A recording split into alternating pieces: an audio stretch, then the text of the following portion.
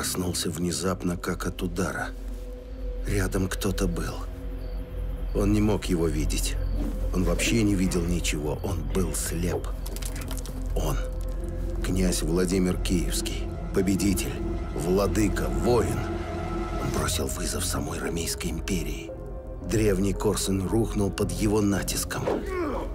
Но что ему теперь вся слава мира, если он слеп? Рядом стоял некто, которого он не знал. Тьма начала редеть, как перед рассветом. В памяти всплыли слова, слышанные в далеком детстве. «Яко ты иси воскресение и жизнь».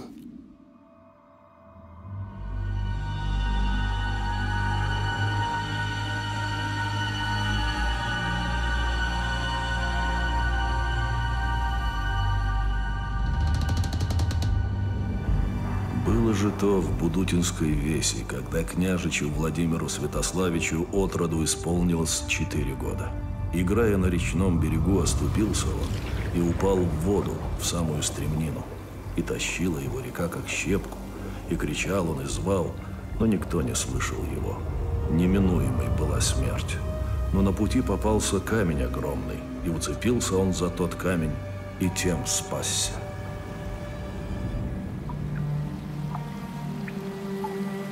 Он долго сидел на огромном валуне, трясясь от холода и пережитого страха. И вдруг с мгновенной ледяной ясностью понял – он один. И если он хочет выжить, ему нужно рассчитывать только на самого себя.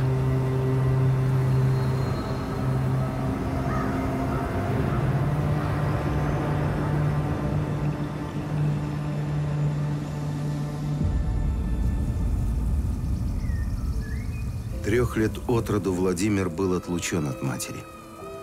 Отца тоже почти не видел. Святослав непрерывно воевал. Братья Ярополк и Олег были не родными, только сводными. Его мать Малуша женой Святославу не была, всего лишь наложницей, хотя и занимала высокое положение ключницы при дворе княгини Ольги. Формально Владимир обладал с братьями Олегом и Ярополком равными правами. Он был сыном князя. Фактически же слово «рабичич», сын рабы, было клеймом. Единственным близким человеком при великокняжеском дворе для Владимира стал его дядя Добрыня.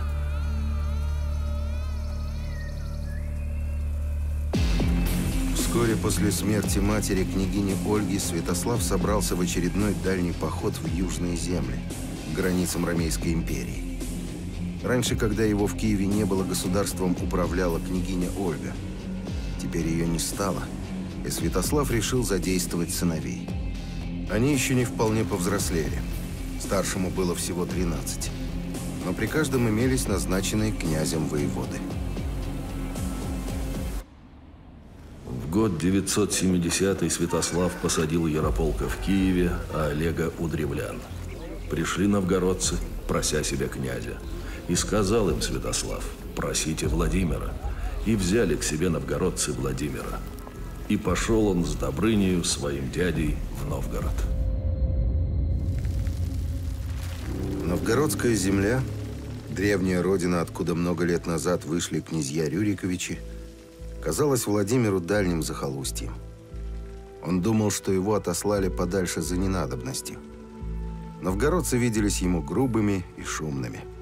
Варяги из охраны были не чета нарядным киевским дружинникам. Угрюмые, заросшие бородищами, расписанные страшными узорами, увешанные амулетами.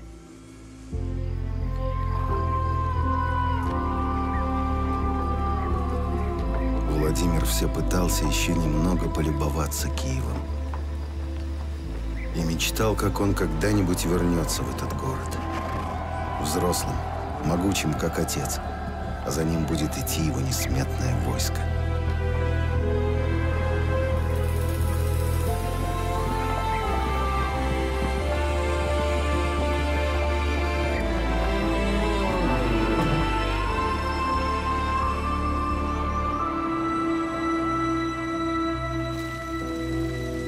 Жизнь Жизнь в Новгороде оказалась намного интереснее, чем предполагал Владимир.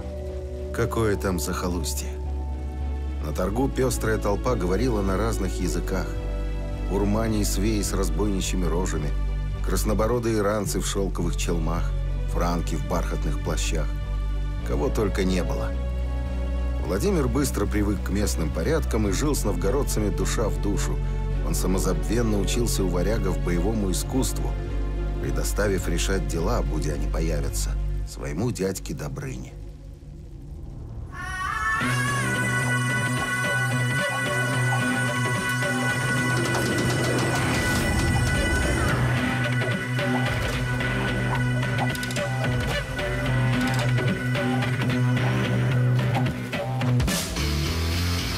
В тот день Владимир сильно увлекся поединками. Добрыня трижды посылал за князем, чтобы шел, наконец, вершить суд.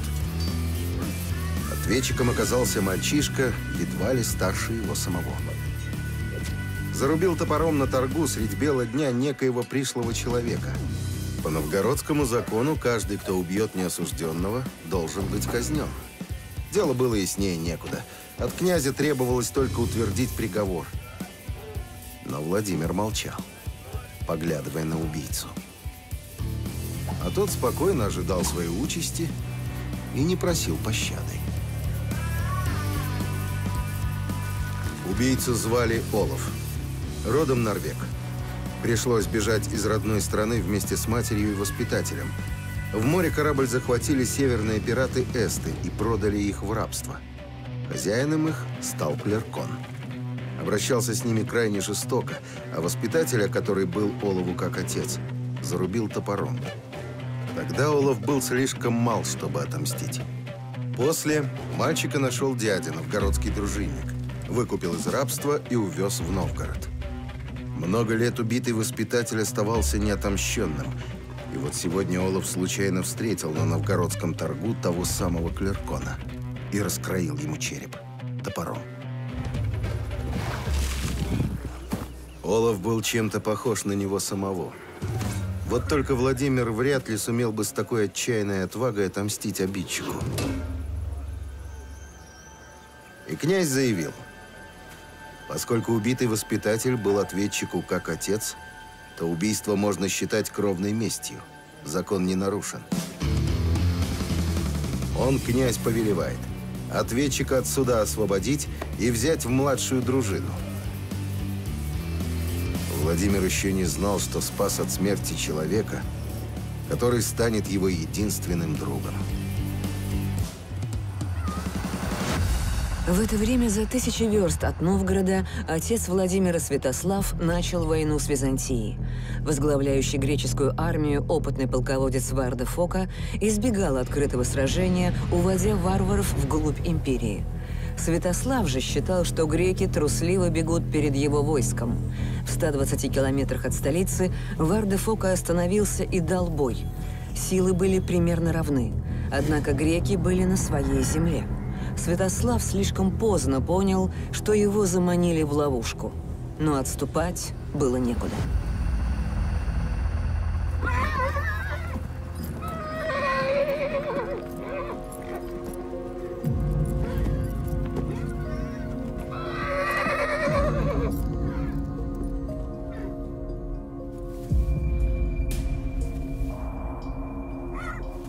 И сказал Святослав: нам некуда уже деться. Хотим мы или не хотим, должны сражаться. Так не посрамим земли русской, но ляжем здесь костьми, ибо мертвые сраму не имут. Станем крепко, а я пойду впереди вас. Если моя голова ляжет, то своих сами позаботьтесь.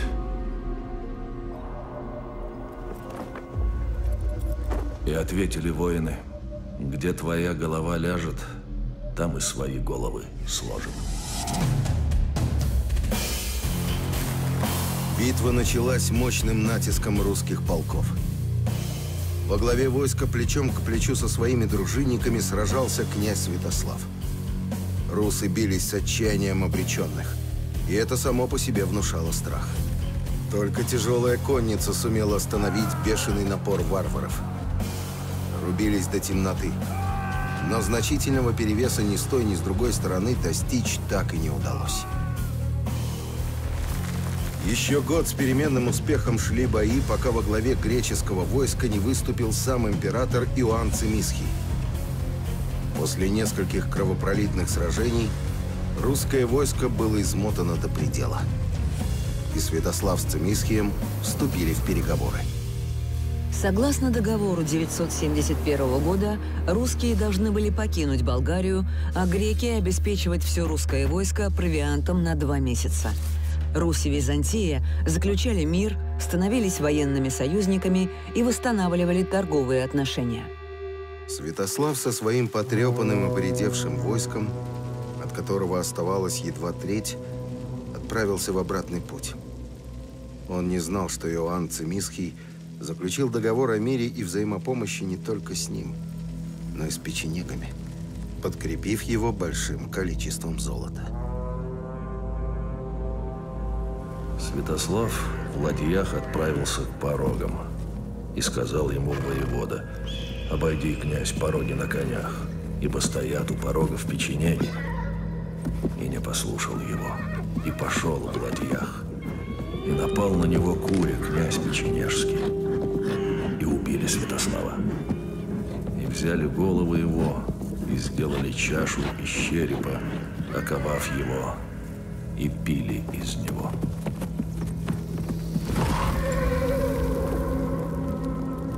Добрыня сказал, что отца больше нет.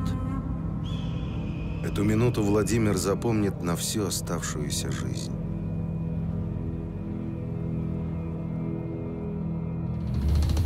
За смерть князя Святослава печенегам отомстил его старший сын Ярополк, князь Киевский.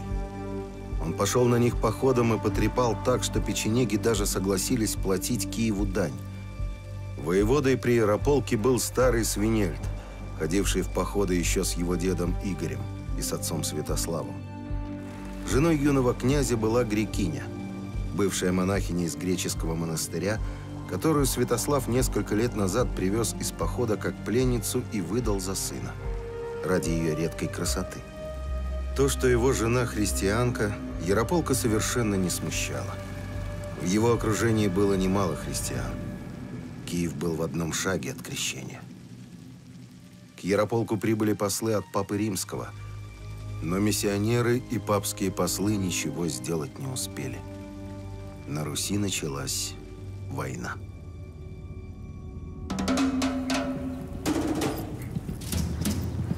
Князь Олег совершал традиционный лов – загонную охоту в своих деревах, в древлянском лесном массиве. Каково же было его изумление, а потом и бешенство, когда неожиданно он увидел мчащую через его лес чужую охоту. Олег был на своей земле, в своем владении. Появление здесь чужаков было не просто дерзостью, это было святотатством. Княжеский лов являлся священным действом, закреплявшим власть потомка небесных богов над землей и ее тварями. Лют Свинельдич, сын киевского воеводы, недвусмысленно показал Олегу, что считает его земли своими. Олег принял вызов. Со своими людьми он нагнал чужую охоту и перебил ее всю. До последнего человека.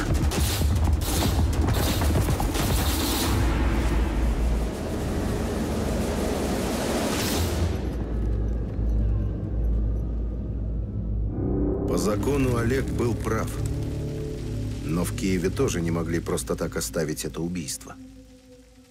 Свинельд, отец дерзкого Люта, был одним из самых родовитых бояр Ярополка. Узнав о гибели сына, он потребовал от Ярополка, чтобы тот шел войной на Олега. Ярополк отказался. Лют не приходился ему родственником, и закон кровной мести не действовал. А вот Олег был Ярополку родным братом. 2 года длилось противостояние князя и его воеводы. И в конце концов старый варяг Свинельд, исходивший пол Европы, переживший 2 князей, одержал верх над Ярополком. Весной 975 года киевская дружина вторглась в землю древлян. Олег, в свою очередь, собрал свою дружину и вышел навстречу Ярополку. Впервые среди Рюриковичей разгорелась междоусобная война.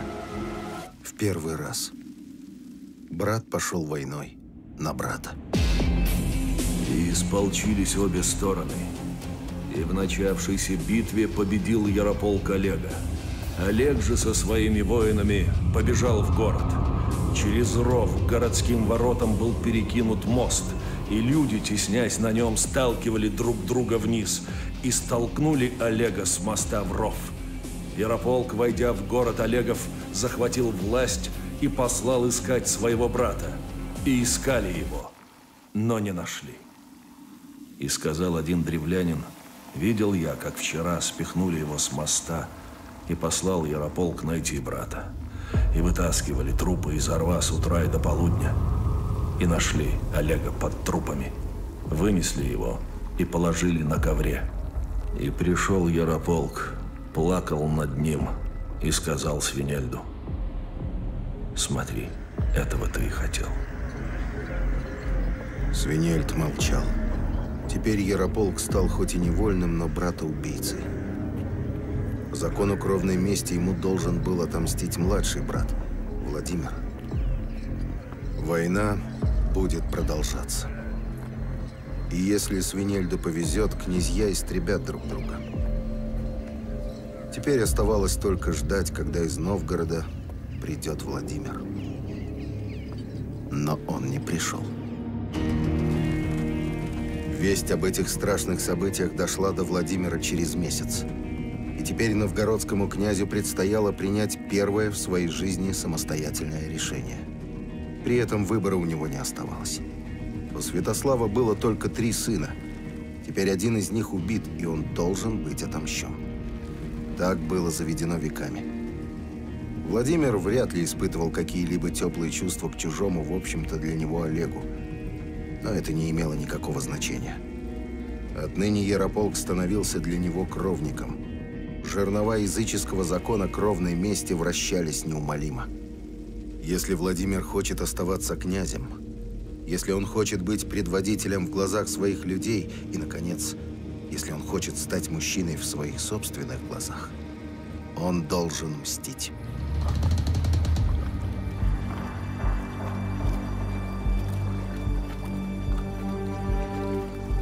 Но летом 976 года в Новгороде его уже не было. Владимир решился на отчаянный шаг. Забрав с собой княжескую казну, немногочисленную челядь и верного Добрыню, он отправился за море. На носу дракара сидели 2, почти ровесники. Молодой новгородский князь и бывший раб, потомок норвежских королей, ныне его наперсник. Оба приближались к земле своих предков, земле северных богов и героев. В эту минуту они оба, 2 изгнанника, плыли навстречу неизвестности.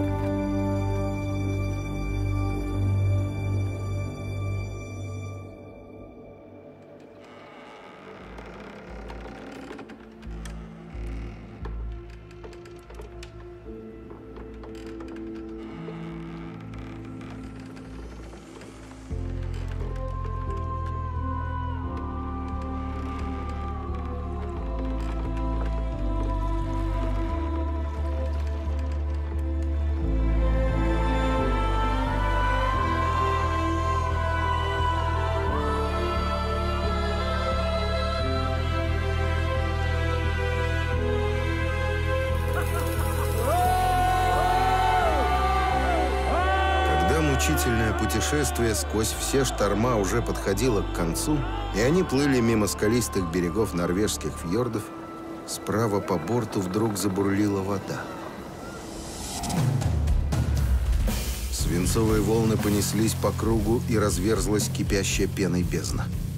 Гребцы кинулись на весла и одним мощным рывком отбросили корабль подальше от того места, где кипящее море уже всасывалось в чудовищную воронку.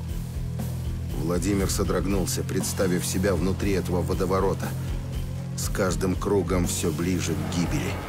Говорили, что этот водоворот иногда выбрасывает то, что поглотил. Наверное, даже из этой бездны можно выбраться живым. Но для этого нужно решиться пойти навстречу смерти.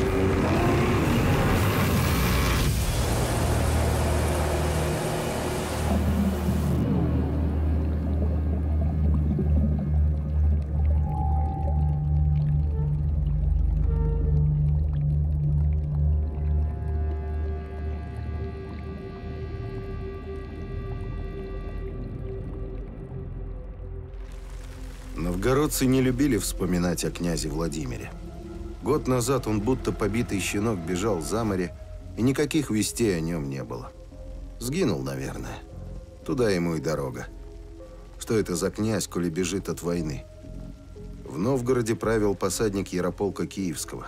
Жизнь шла своим чередом. И все бы хорошо, если бы не смутные тревожные слухи. Снова шалят урмане. В Варяжском море бесчинствует лихая ватага, грабит всех без разбора, и никакой управы на нее нет.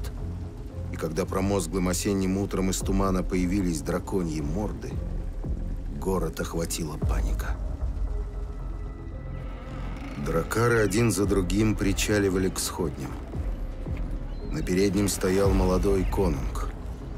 Разбойничать вроде бы никто не собирался. Рослые молодцы один к одному, вооруженные до зубов, спокойно и уверенно высаживались на берег. Бережно вынесли женщину ослепительной красоты, с серебряной косой в руку толщиной, с налитыми грудями и огромным беременным животом. Раз конунг привез супругу, значит, желает обосноваться надолго. Новгородцы сдвинулись плотнее. Конунг обернулся, и Новгород ахнул. Это был пропавший князь Владимир. Вместо трусливого щенка вернулся молодой лев.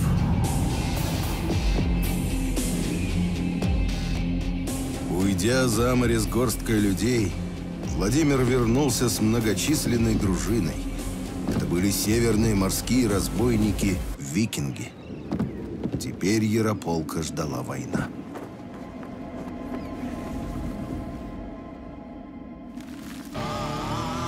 Готовясь к большой войне, Владимир постарался заручиться могущественными союзниками. В будущем это станет характерной чертой Владимира-полководца. Не торопясь все продумать, тщательно все подготовить и лишь потом бить. Но бить уже стремительно и беспощадно. Охотников идти в войско князя Владимира нашлось в Новгороде немало. Приходили издалека, даже из муромских лесов. Князь готовил поход на Киев, и добычи ожидалось немалое. Огромное войско Владимира шло по древнему пути из Варяг в Греки, так же, как 100 лет назад шел на Киев вещий Олег.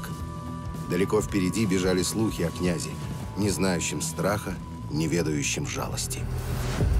На пути из Новгорода в Киев, в земле Кривичей, стоял древний богатый Полоцк. Власть Киева на него не распространялась. Полоцкий князь Рогволод скандинавского происхождения был независим от Рюриковичей и никак с ними не связан. Когда Русь Северная пошла войной на Русь Южную, Срединному Полоцку предстояло сделать выбор. Каждый из игроков искал себе стратегического партнера для коалиции. Решение Полоцка с его выбором между Киевом и Новгородом определяло теперь весь расклад сил. Решение, которое могло обеспечить поддержку Полоцка, напрашивалось само собой. У Рогволода помимо 2 сыновей имелась дочь на выданье. Звали ее Рогнеда. Осенью 976 года в Полоцк прибыли сваты и от Ярополка, и от Владимира. Обычно судьбу дочери решал отец, но не в случае Рогнеды. Отцовская любимица, она всегда делала только то, что хотела сама. «Пойду за Ярополка, а за Владимира не пойду», — заявила Рогнеда. «Не хочу разувать Рабичича». Все знали, что мать князя Владимира была рабыней. Оскорбление было намеренным и публичным.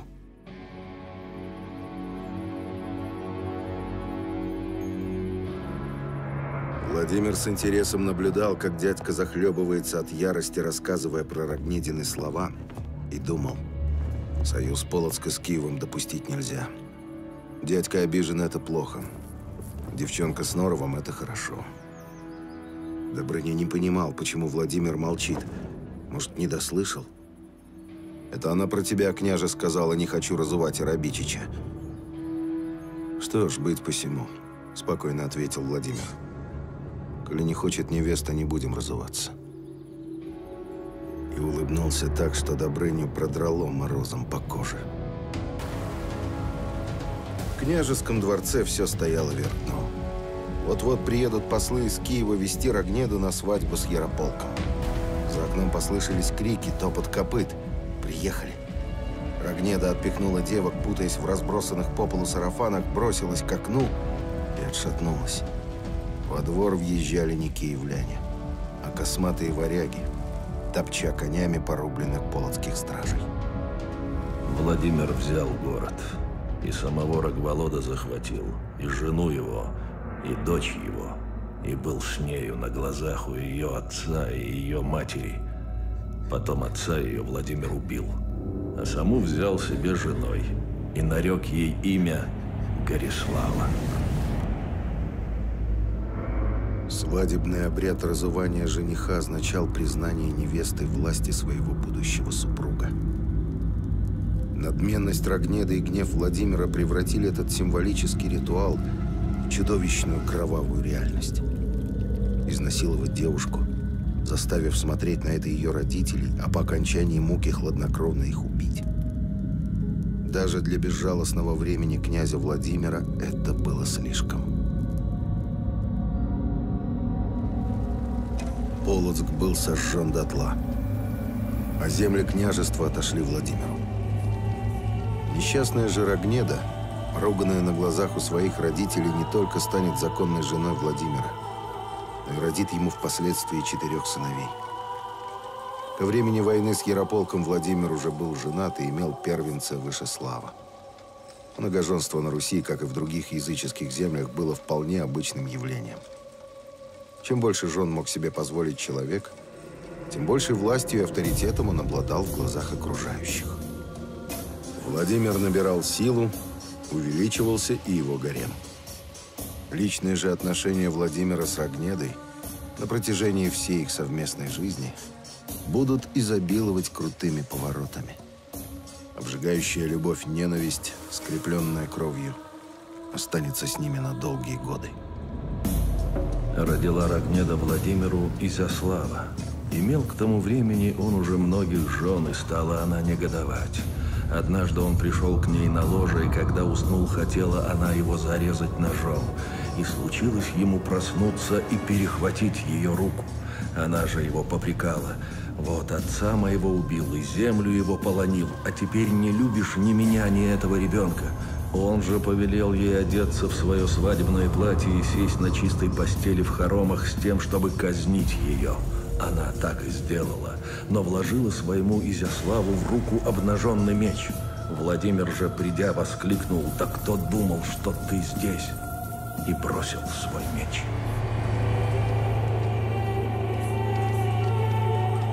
И созвал бояр, и все им рассказал. Они же ему сказали: «Уж не убивай ты ее ради этого ребенка, но восстанови ее отчину и дай ей сыном своим».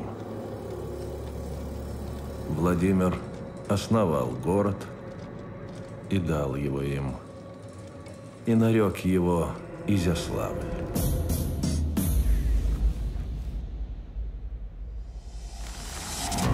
Когда Владимир подошел к Киеву, там уже знали о кровавой полоцкой свадьбе, и город хорошо подготовился к осаде. Но Владимир не собирался ни сидеть месяцами под киевскими стенами, ни пытаться их штурмовать. Он не хотел разрушать войной Киев, волшебный город своей мечты. Ему нужен был только Ярополк. Он отправил в осажденный город лазутчиков, чтобы поискали предателя в ближайшем окружении князя Ярополка. Продать своего князя согласился воевода Блуд, который с недавних пор занимал место Свинельда и пользовался полным доверием Ярополка. Владимир обещал Блуду место близ себя и наибольшие почести. Блуд убедил своего князя покинуть Киев, чтобы не губить зря ни в чем не повинных людей.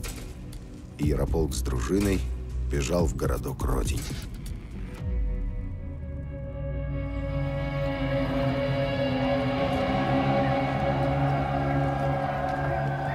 Князь Владимир торжественно, со вкусом, не торопясь, входил в Киев. Уже в воротах он вдруг вспомнил о своей детской мечте. Вернуться сюда взрослым, мужественным, могучим, как отец. И чтобы за ним шло его несметное войско. Все, что он когда-либо хотел, он получал. Любые его желания исполнялись. Он был избранником, любимцем богов. И кто смел ему противиться?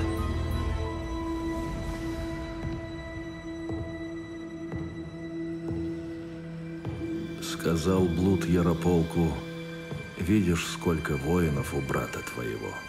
Нам не перебороть их. Заключай мир с братом своим».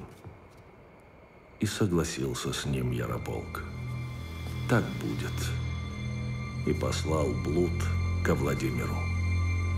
Сбылась где мечта твоя. Веду к тебе Ярополка. И пришел Ярополк ко Владимиру. Когда же входил в двери, два варяга подняли его мечами под мышки. Блуд же затворил двери и не дал войти за ним своим. И так убит был Ярополк. Ну вот и встретились, брат. Ярополк даже не успел понять, что произошло. В глазах его плеснулось безмерное удивление, да так и осталось. Владимир совершил кровную месть. Он взошел на вершину власти. Что ж, он по праву может собой гордиться. Предателя Блуда на глазах у всего Киева Владимир щедро наградил и чествовал 3 дня. А на 4-й велел схватить его и судить, тоже публично. Изумленному Блуду князь сказал: «Я, как обещал, воздал тебе почести как приятеля своему. Теперь же сужу как изменника и убийцу господина своего». И отдал его палачам. Варяжские дружинники Владимира сочли это справедливым и от души посмеялись над разбойничьим остроумием своего князя. Они его обожали. Такой вождь, наделенный невероятной удачей, не знающий преград. Гордость любого викинга. Теперь Киев, золотая мечта его детства, принадлежал ему безраздельно. Молодой князь твердо усвоил уроки своей тревожной юности. В конечном счете все решает только сила. Чтобы быть авторитетным правителем, необходимо воевать, и воевать успешно. За первые 8 лет своего правления Владимир совершил по меньшей мере 10 больших походов. Он воевал даже чаще, чем его отец. Но в отличие от Святослава, завоевание дальних земель не было его целью. Маршруты всех походов Владимира проходили по радиусам почти правильного круга, в центре которого находился Киев. К 985 году под непосредственной властью киевского князя Владимира Святославича оказались Киев, Переяславль, Любич, Чернигов, Перемышль, Туров, Полоцк, Смоленск, Псков, Новгород, Ростов, Муром, Тьму-Таракань, Белая Вежа. Ему платили дань племена ятвягов, Веси, Чуди, Мери, Вятичей, Радимичей, Лензян. Им были заложены города Суздаль и Владимир-Волынский. Во всех подвластных Киеву городах Владимир посадил своих наместников. Самых опытных и авторитетных из числа воевод, бояр, старших дружинников. Они не имели никаких связей с населением областей, которыми предстояло править, и были преданы лично князю Владимиру. Наведя порядок на земле, Владимир захотел упорядочить и высшие сферы. Он задумал превратить Киев в сакральный центр всех русских земель. На холме близ княжеского дворца было обустроено капище с огромными идолами. Богов для Перунова холма Владимир отбирал лично.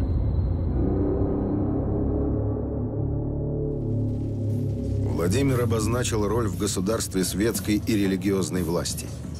По сути, это была попытка превратить верование в государственную религию. а установление иерархии божеств с Перуном во главе было первым шагом к единобожию. Но Владимир этого, конечно, не знал. Он утверждал свою власть и на земле, и под землей, и на небе. А чтобы никто не сомневался в абсолюте его власти, взял на себя еще и функции верховного жреца. Теперь все грандиозные жертвоприношения на Перуновом холме в присутствии всего населения Киева возглавлял лично князь Владимир. И все от мала до велика видели, как похож лицом князь Владимир на Перуна. Или это Перун похож на князя Владимира. Устраивал также раз в неделю пир в Гриднице, чтобы приходить туда всем боярам и всему народу, и воинам, и управителям, и лучшим мужам при князе и без князя. Бывало на тех обедах множество мяса, говядины и птицы, и дорогой рыбы, и овощей, и масла, и всего прочего, приготовленного руками, и питья, вина разного и медов разных. Владимир хотел быть в глазах своего народа щедрым, как солнце, изливающее свет и тепло. Особенно важна была для него дружина. Каждый воин должен быть лично предан своему князю, и каждый должен чувствовать его отеческую заботу. Пусть даже этот воин сам годится молодому князю в отцы. Владимир всей душой любил эти буйные праздники. Он был молод. Он все делал с размахом и мощью. И воевал, и пировал. Он по всем статьям был победитель, а победитель получает все. Жизнь уже не тащила его как щепку. Жизнь кипела хмельной пеной. Он черпал ее полным ковшом, упивался ее сладостью. И жажда его становилась все сильнее. Был же Владимир побежден похотью женскою. Были у него жены. Рогнеда, от нее он имел 4 сыновей, Изяслава, Мстислава, Ярослава, Всеволода и 2 дочерей. От гречанки имел он Святополка, от чехини Вышеслава, а еще от одной жены Святослава и Мстислава, а от болгарыни Бориса и Глеба. И наложниц было у него 300 в Вышгороде, 300 в Белгороде, до 200 в Берестове. И был он ненасытен в блуде, приводя к себе замужних женщин и растлевая девиц.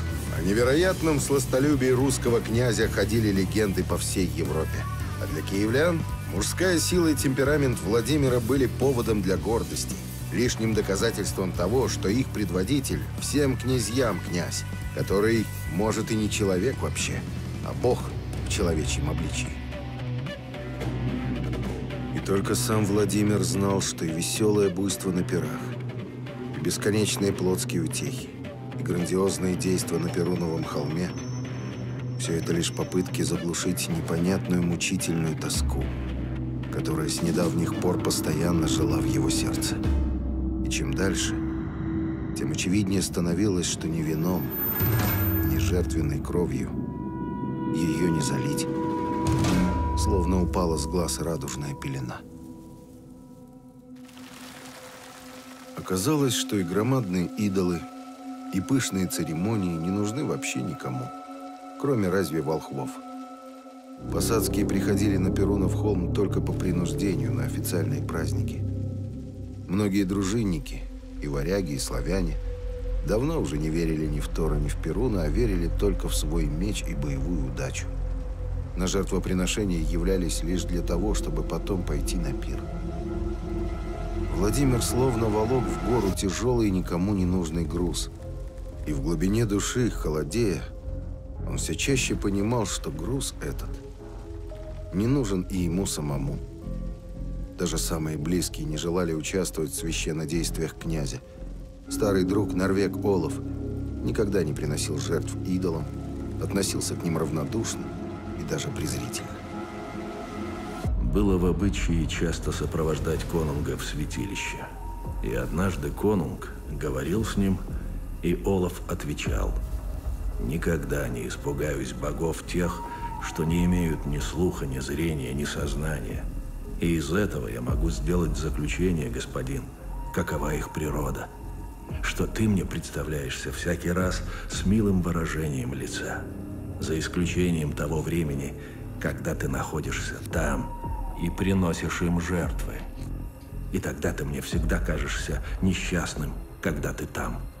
И из этого я заключаю, что те боги, которым ты поклоняешься, должно быть, правят мраком. Летом 983 года князь Владимир вернулся из похода на ятвягов. Победа была полной. Никогда еще киевским князьям не удавалось наложить свою руку на землю этого свирепого в бою литовского племени. Ятвяги отличались исключительным свободолюбием. Их земля располагалась в пограничье между Польшей, пруссами и западными палапскими славянами. Район являлся ключевым для всей Южной Прибалтики. Киевский князь, как всегда, действовал с дальним расчетом. На этой войне боги вновь оказались благосклонны к русам. В честь этого триумфа по обыкновению на Перуновом холме должны были быть принесены жертвы. Верховным жрецом у славян выступал князь. Владимир сам отблагодарит богов на им же выстроенном языческом алтаре. Но на этот раз Перун остался ни с чем. И сказали старцы и бояре: просим жребий на отрока и девицу. На кого падет он, того и зарежем в жертву богам. Был тогда один варяг. Пришел тот варяг из греческой земли и втайне исповедовал христианскую веру. И был у него сын, прекрасный лицом и душою. На него-то и пал жребий по зависти дьявола. И посланные к Федору, придя, сказали: сына твоего избрали себе боги, так принесем же жертву богам.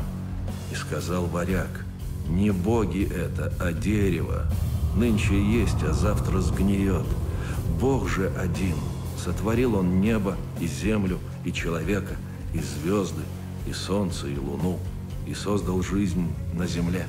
А эти боги что сделали? Сами они сделаны. Не дам сына своего бесам. Если боги они, то пусть пошлют одного из богов и возьмут моего сына. А вы-то зачем совершаете им требы? И кликнули, и подсекли под ними сени, и так их убили. И не ведает никто, где их положили. Варяга в окрещении звали Федором, его сына Иоанном. Разумеется, Владимир хорошо знал отца, знал и его подрастающего сына. Двор Федора стоял на теремном холме внутри крепостных стен. Федор был знатным человеком. Входил в Боярскую думу, бывал на княжеских пирах. То, что не участвовал в языческих камланиях, так не он один, многие не участвовали. Федор Боярин был знаком и понятен. До этого утра. Поступок Федора Христианина поразил князя Владимира. Нет ни готовности умереть. И решимости смерть Владимир в каких только видах уже не повидал. Поразил спокойной уверенностью в своей правоте. А в этом Владимир не ошибался. В людях он разбирался хорошо. Поразил Федора еще чем-то неведомым, но настолько огромным, что оно не умещалось в груди. Христианкой была его бабка, княгиня Ольга. Христианкой была его жена, грекиня Ярополка. Христианами были некоторые из его дружинников. Он знал христиан. Или не знал.